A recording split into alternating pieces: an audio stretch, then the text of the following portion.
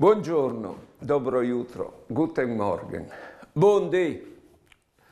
Magari così no, si spacchi tanti sfameis. Ed io, sovvie alle un mar di sofferenze, prima di tutto in tai due che si separino, no? Perché si può svoltare pagine, ma il libro resta sempre è scritto, che non si scancella. Ma soprattutto i figli, c'è patissimo i figli. Bon, l'importante è, dopo che sentiamo più, che un dei due al mette su i figli, quindi che l'altro genitore, che lì ha un peccato mortale, per mio conto.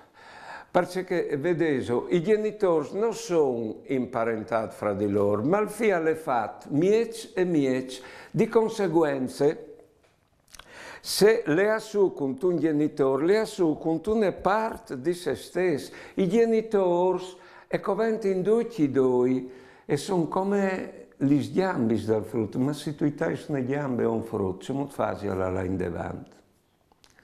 Buone giornate e buone vite.